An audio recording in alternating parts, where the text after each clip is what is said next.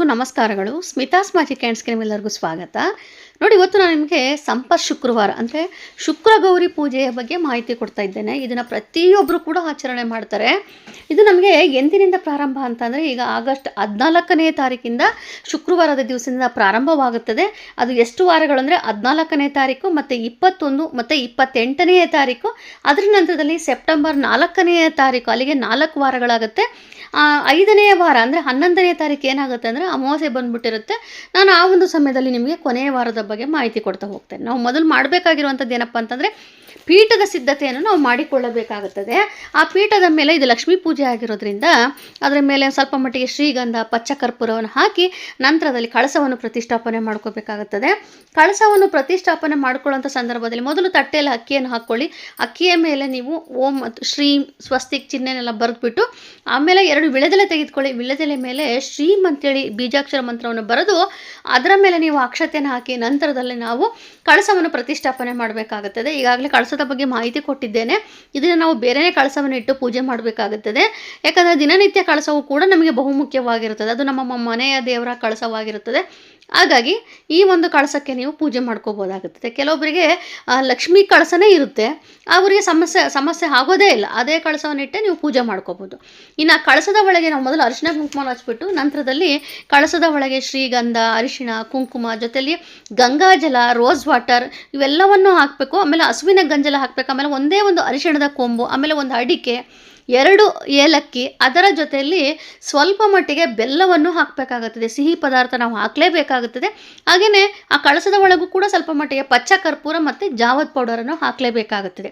ಕಳಸವನ್ನು ಇಟ್ಟು ನಂತರದಲ್ಲಿ ವಿಳೆದೆಲೆ ಇಡೋಕ್ಕಿಂತ ಮುಂಚೆ ಗಂಗೆ ಚ ಯಮುನೆ ಚೈವ ಗೋದಾವರಿ ಸರಸ್ವತಿ ನಮ್ಮ ನರ್ಮದಾ ಸಿಂಧು ಕಾವೇರಿ ಜಲಸ್ಮಿನ್ ಸನ್ನಿಧಿಂ ಕುರು ಅಂತ ಹೇಳಿ ನೀವು ಆ ಒಂದು ಕಳಸದ ಮೇಲೆ ಕೈಯನ್ನು ಇಟ್ಟು ಅದರ ಮೇಲೆ ಅಕ್ಷತೆ, ಹೂವು ಮತ್ತು ಒಂದು ಕಾಯಿನನ್ನು ಸಹ ಹಾಕಬೇಕಾಗುತ್ತದೆ. ಅದರ ನಂತರದಲ್ಲಿ ನೀವು 5 ವಿಳೆದೆಲೆ ಇಡಬೇಕು.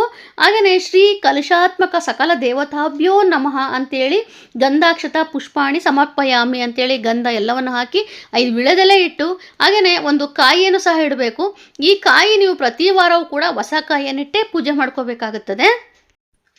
ಅದರ ನಂತರದಲ್ಲಿ ಅಮ್ಮನವರಿಗೆ ಒಂದು ಮಾಂಗಲ್ಯ, ನೀವು ಯಾವ ರೀತಿ ಮಾಂಗಲ್ಯ ಹಾಕ್ತಾರೋ ಅದೇ ರೀತಿಯ ಮಾಂಗಲ್ಯ ಹಾಕ್ಬೋದು.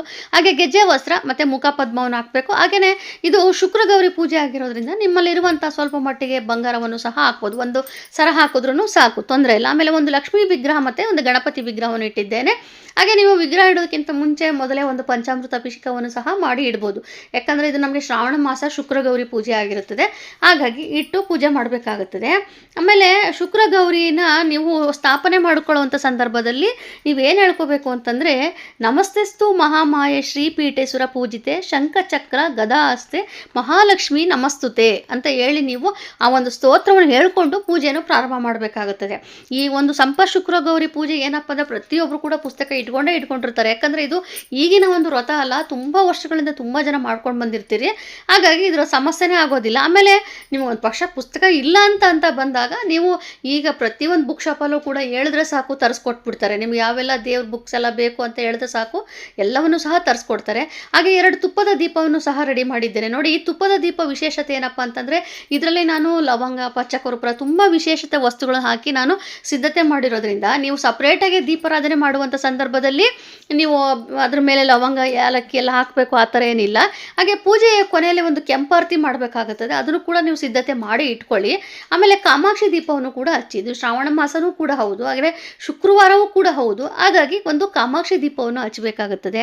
ಇನ್ನು ಪ್ರಸಾದ ಅಂತ ಬಂದಾಗ ಆದಷ್ಟು ಆ ಸಮಯದಲ್ಲಿ ಒಂದು ಸಕ್ಕರೆ ಪೊಂಗಲ್ಲು, ಬೆಲ್ಲದನ್ನ ಅಥವಾ ಕೇಸರಿ ಬಾತು ಇದನ್ನೆಲ್ಲವನ್ನು ನೀವು ವಿಶೇಷವಾಗಿ ಪ್ರಸಾದ ಮಾಡಿ ಇಡ್ಬೋದು. ನೋಡಿ, ಇದು ನಾನು ಫೋಟೋ ಫ್ರೇಮ್ ಇಡೋದಕ್ಕೋಸ್ಕರ ಈ ಸ್ಟ್ಯಾಂಡ್ ತೆಗೆದುಕೊಂಡಿರೋಂಥದ್ದು. ಅದರ ಲಿಂಕನ್ನು ನಿಮಗೆ ಡಿಸ್ಕ್ರಿಪ್ಷನ್ ಬಾಕ್ಸಲ್ಲಿ ಹಾಕಿರ್ತೀನಿ, ನೀವು ತೆಗೆದುಕೋಬೋದು. ಹಾಗೆ ಇದು ನೋಡಿ, ಜಾವದ್ ಪೌಡರ್ ಅಲ್ಲ, ಇದು ಜಾವದ್ ಏನಪ್ಪ ಅಂದರೆ ಪರ್ಫ್ಯೂಮ್ ಥರ ಇದು. ಇದನ್ನು ಸ್ವಲ್ಪ ಮಟ್ಟಿಗೆ ನೀವು ಸ್ಪ್ರೇ ಮಾಡಿದ್ರೆ ಸಾಕು, ತುಂಬ ಘಮ ಅಂತಿರುತ್ತೆ. ಅಂದರೆ ತುಂಬ ಅನ್ನಲ್ಲ, ಸ್ವಲ್ಪ ಮೈಲ್ಡಾಗಿರುತ್ತೆ ಅದರದ್ದು. ತಗೋಬೋದು, ತುಂಬಾ ಚೆನ್ನಾಗಿರುತ್ತೆ. ಇದರದ್ದು ಕೂಡ ನಾನು ಲಿಂಕನ್ನು ನಿಮಗೆ ಇದೇ ಒಂದು ವಿಡಿಯೋದಲ್ಲಿ ನಿಮಗೆ ಹಾಕಿರ್ತೇನೆ, ನೀವು ಬೇಕಾದ್ರೆ ತೆಗೆದುಕೋಬೋದು. ಜಾವದ್ ಪೌಡರ್ ಜೊತೆಲಿ ಈ ಒಂದು ಪರ್ಫ್ಯೂಮ್ ಕೂಡ ಇರುತ್ತದೆ. ನೋಡಿ ಹಾಗೆಯೇ ಒಂದು ಏನಪ್ಪ ಅಂದರೆ ತಾಂಬೂಲ ಅಂತಲೂ ಸಹ ಇಡಬೇಕಾಗುತ್ತದೆ. ಏನಪ್ಪ ಅಂತಂದರೆ ಒಂದು ತಟ್ಟೆಯಲ್ಲಿ ಎಲೆ, ಅಡಿಕೆ, ಬಾಳೆಹಣ್ಣು, ಹಾಗೆಯೇ ಅದ್ರ ಜೊತೆಯಲ್ಲಿ ಬಳೆ, 1 ಡಜನ್ ಬಳೆ ಮತ್ತು ಹೂವು ಇಷ್ಟೆಲ್ಲ ಇಡಬೇಕಾಗುತ್ತದೆ. ಪೂಜೆ ಆದ ನಂತರದಲ್ಲಿ ನೀವು ನಿಮ್ಮಲ್ಲಿ ಯಾರು ಬರ್ತಾರೋ ಅವರಿಗೆ ನೀವು ಲಕ್ಷ್ಮೀ ಅಮ್ಮನವರು ಅಂತ ಹೇಳಿ ಅವ್ರಿಗೆ ಒಂದು ತಾಂಬೂಲ ಎಲ್ಲವನ್ನೂ ಕೊಟ್ಟು ನಮಸ್ಕಾರ ಮಾಡಿಕೊಂಡು ನಂತರದಲ್ಲಿ ನೀವು ಪ್ರಸಾದ ಸೇವನೆ ಮಾಡಬೇಕಾಗುತ್ತದೆ. ಆಮೇಲೆ ಈ ಅರ್ಚನೆ ಏನಪ್ಪ ಅಂತಂದರೆ ಸಂಪದ್ಗೌರಿ ಪುಸ್ತಕದಲ್ಲೇ ಇದೆ ಅರ್ಚನೆ ಮಾಡುವಂಥದ್ದು. ಹಾಗಾಗಿ ಅದು ನೋಡಿಕೊಂಡೇ ನೀವು ಅರ್ಚನೆ ಮಾಡಿ. ಈಗಾಗಲೇ ನಾನು ನಿಮ್ಗೆ ಹೇಳಿದಾಗೆ 2 ತುಪ್ಪದ ದೀಪ ನೋಡಿ, ಇದು ಸಾಮಾನ್ಯವಾಗಿ ನಾನು ಈಗಾಗಲೇ ಆ ಒಂದು ವಿಡಿಯೋದ ಲಿಂಕನ್ನು ಕೂಡ ನಾನು ನಿಮಗೆ ಡಿಸ್ಕ್ರಿಪ್ಷನ್ ಬಾಕ್ಸಲ್ಲಿ ಹಾಕಿರ್ತೇನೆ. ಅದರಲ್ಲಿ ಪ್ರತಿಯೊಂದು ವಸ್ತುವನ್ನು ಹಾಕಿ ನಾನು ದೀಪ ಸಿದ್ಧತೆ ಮಾಡೋದನ್ನು ತಿಳಿಸ್ಕೊಟ್ಟಿದ್ದೇನೆ. ಅದನ್ನು ನೀವು ಹೆಚ್ಚಿನ ಮಟ್ಟದಲ್ಲಿ ಮಾಡಿ ಇಟ್ಕೊಂಡ್ಬಿಟ್ರೆ ನಿಮಗೆ ಪ್ರತಿಯೊಂದು ಹಬ್ಬಗಳಲ್ಲೂ ಕೂಡ ತುಂಬಾ ಉಪಯುಕ್ತವಾಗುತ್ತದೆ. ನೀವು ದೀಪ ಎಲ್ಲ ಹಚ್ಚೋ ಸಮಯದಲ್ಲಿ ಏಲಕ್ಕಿ ಹಾಕಬೇಕು, ಲವಂಗ ಹಾಕಬೇಕು, ಆ ಥರ ಏನೂ ಇಲ್ಲ. ಈ ಥರ ನೀವು ಸಿದ್ಧತೆ ಮಾಡಿಟ್ಕೊಂಡ್ಬಿಡಿ.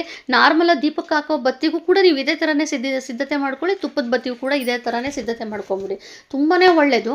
ಹಾಗೆಯೇ ನೀವು ಸಂಪದ್ಗೌರಿ ಅದು ಅರ್ಚನೆ ಎಲ್ಲ ಮಾಡಿದ ನಂತರದಲ್ಲಿ ಕತೆ ಓದೋದನ್ನು ಮಾತ್ರ ಮರಿಬೇಡಿ. ಕತೆ ಓದಲೇಬೇಕಾಗುತ್ತದೆ, ಯಾಕಂದರೆ ಅದರಲ್ಲೇ ಇರೋದು ಬಹುಮುಖ್ಯವಾದದ್ದು. ನಾವು ಅರ್ಥ ಮಾಡಿಕೊಂಡು ಕಥೆಯನ್ನು ಓದಬೇಕಾಗುತ್ತದೆ. ಹಾಗಾಗಿ ಕಥೆಯನ್ನೆಲ್ಲ ಓದ ನಂತರದಲ್ಲಿ ನಾವು ಏನು ಒಂದು ತುಪ್ಪದ ದೀಪವನ್ನು ಸಿದ್ಧತೆ ಮಾಡ್ಕೊಂಡಿದ್ದೇವೋ ತುಪ್ಪದ ದೀಪವನ್ನು ಹಚ್ಚಿಟ್ಬಿಟ್ಟು ನಂತರದಲ್ಲಿ ಒಂದು ಕಾಯಿಯನ್ನು ಹೊಡೆದು ಮಂಗಳಾರತಿ ಮಾಡಬೇಕಾಗುತ್ತದೆ. ಇದರಲ್ಲಿ ನೀವು ಎತ್ತಿಟ್ಕೊಳ್ಳೋಂಥ ವಸ್ತುಗಳು ಯಾವುದೂ ಇಲ್ಲ. ಅಂದರೆ ಮಾಂಗಲ್ಯ ಮತ್ತು ಮುಖಪದ್ಮ ಇಷ್ಟನ್ನು ನೀವು ತೆಗೆದಿಟ್ಕೋಬೋದು.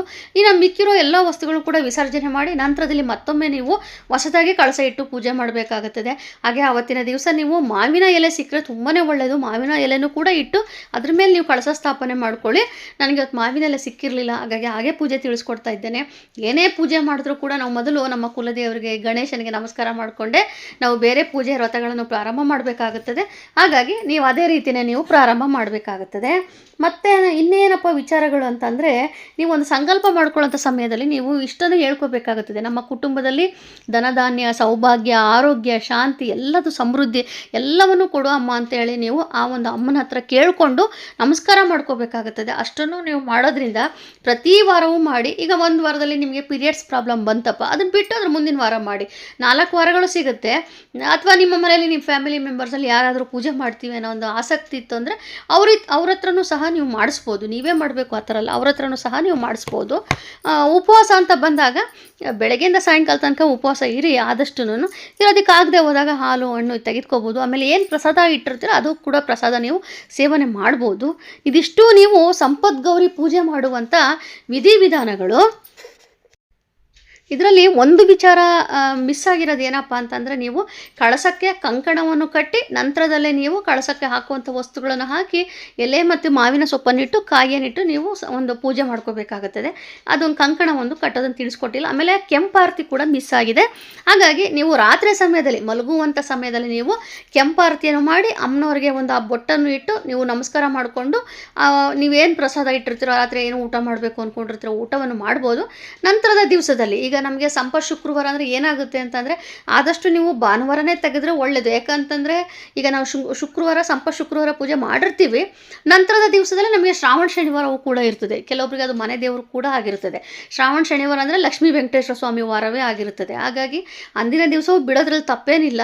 ಬಿಟ್ಬಿಟ್ಟು ನಂತರದಲ್ಲಿ ನೀವು ಭಾನುವಾರ ನೀವು ವಿಸರ್ಜನೆ ಮಾಡ್ಬೋದು. ಒಂದು ಪಕ್ಷದಲ್ಲಿ ನೀವೇನಾದರೂ ಊರಿಗೆ ಹೋಗುವಂಥ ಸಂದರ್ಭ ಬಂತು, ನಮಗೆ ಇರೋದಕ್ಕೆ ಆಗೋದಿಲ್ಲ, ಅಷ್ಟು ದಿವಸ ಈ ಚಿಕ್ಕ ಮಕ್ಕಳಿರ್ತಾರೆ, ನಮಗೆ ಹಾಲಿನಲ್ಲಿ ಅಷ್ಟೊಂದು ಕಳಸ ಎಲ್ಲ ಇಟ್ಟು ಪೂಜೆ ಮಾಡಿರ್ತೀವಿ, ಅಷ್ಟು ಮಕ್ಕಳಿದ್ದ ಸಮಯದಲ್ಲಿ ಇಡೋದಕ್ಕೆ ಆಗೋದಿಲ್ಲ ಅಂತ ಸಂದರ್ಭ ಬಂದಾಗ ಅವಶ್ಯಕತೆ ಬಿದ್ದರೆ ಮಾತ್ರ ನೀವು ಶುಕ್ರವಾರ ರಾತ್ರಿನೇ ನೀವು ಕಳಸವನ್ನು ಕದಲಿಸಿ ಶನಿವಾರ ಬೆಳಗ್ಗೆ ವಿಸರ್ಜನೆ ಮಾಡಿ ಯಥಾ ಪ್ರಕಾರ ನೀವು ದೇವರ ಮನೆಯಲ್ಲಿ ಯಾವ ರೀತಿ ಪೂಜೆ ಮಾಡ್ತೀರೋ ಅದೇ ರೀತಿಯೇ ಮಾಡ್ಬೋದು. ಹಾಗೆ ನಾನು ಈಗಾಗಲೇ ಹೇಳಿದಾಗೆ ಕಾಮಾಕ್ಷಿ ದೀಪ ಹಚ್ಚೋದನ್ನು ಮರಿಬೇಡಿ, ತುಂಬ ವಿಶೇಷವಾದದ್ದು.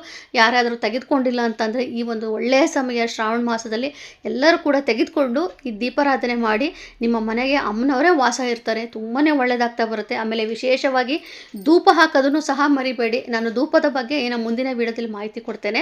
ಈಗಾಗಲೇ ತುಂಬ ಸರಿ ತಿಳಿಸ್ಕೊಟ್ಟಿದ್ದೇನೆ, ಮತ್ತೊಮ್ಮೆ ತಿಳಿಸ್ಕೊಡ್ತೇನೆ. ಆದಷ್ಟು ಧೂಪವನ್ನು ಸಹ ಪ್ರತಿನಿತ್ಯವೂ ಕೂಡ ಪ್ರತಿನಿತ್ಯ ಆಗದೆ ಹೋದಾಗ ಈ ಥರ ಸಂಪದ್ಗೌರಿ ಶುಕ್ರವಾರ ಪೂಜೆ ಎಲ್ಲ ಮಾಡಿದಾಗೆಲ್ಲ ಧೂಪ ಹಾಕಿ ಧೂಪಕ್ಕೆ ಸ್ವಲ್ಪ ಮಟ್ಟಿಗೆ ಹಳದಿ ಸಾಸಿವೆಯನ್ನು ಹಾಕಿ ನೀವು ಧೂಪವನ್ನು ಹಾಕಿದಾಗ ಅದು ಯಾವ ರೀತಿ ಚಟಪಟ ಸಿಡಿಯಿತು ಅದೇ ರೀತಿಯೇ ನಮ್ಮ ಮನೆಗೆ ಆಗುವಂಥ ದೃಷ್ಟಿ ಕೂಡ ಸಿಡಿದು ಹೋಗಿ ನಮಗೆ ಒಂದು ಒಳ್ಳೆಯದಾಗ್ತಾ ಬರ್ತದೆ. ಎಲ್ಲರೂ ಕೂಡ ಸಂಪದ್ಗೌರಿ ಪೂಜೆ ಆಚರಣೆ ಮಾಡಿ ಎಲ್ಲರಿಗೂ ಕೂಡ ಒಳ್ಳೆಯದಾಗಲಿ. ನೀವೇನು ಕೋರಿಕೆ ಇಟ್ಕೊಂಡು ನೀವು ಈ ಒಂದು ಪೂಜೆ ಮಾಡಿರ್ತೀರೋ ಸಂಪದ್ಗೌರಿ ಪೂಜೆನ ಎಲ್ಲರೂ ಕೂಡ ಅಮ್ಮನವರ ಆಶೀರ್ವಾದ ಸಿಗಲಿ. ಸಂಪತ್ ಗೌರಿ ಪೂಜೆ ಮಾಡಿರ್ತೀರಿ. ಹಾಗಾಗಿ ನೀವೇನು ನಾನು ಈಗಾಗಲೇ ತಿಳಿಸಿದ್ದೀನಿ, ತಟ್ಟೆಯಲ್ಲಿ ಒಂದು ಎಲೆ ಅಡಿಕೆ, ಬಾಳೆಹಣ್ಣು, ಬಳೆ ಎಲ್ಲ ಇಡೋದನ್ನು ತಿಳಿಸ್ಕೊಟ್ಟಿದ್ದೇನಲ್ಲ, ಅದನ್ನೇ ಒಬ್ರಿಗಾದ್ರೂ ಕೊನೆ ಪಕ್ಷ ನೀವು ಕುಂಕುಮಕ್ಕೆ ಕೊಡಲೇಬೇಕಾಗುತ್ತದೆ. ಆ ರೀತಿ ಕೊಟ್ಟಾಗ ನಿಮ್ಮ ಮನೇಲಿ ಯಾವಾಗಲೂ ಕೂಡ ಸಂಪತ್ತು ಅಭಿವೃದ್ಧಿ ಆಗ್ತಾ ಹೋಗುತ್ತದೆ. ನೀವು ಎಷ್ಟು ಜನಕ್ಕೆ ಬೇಕಾದ್ರೂ ಕೊಡ್ಬೋದು, ಕೊನೆ ಪಕ್ಷ ಒಬ್ಬರು 3 ಜನಕ್ಕಾದ್ರೂ ಕೊಡಿ, ತುಂಬಾ ಒಳ್ಳೆಯದು.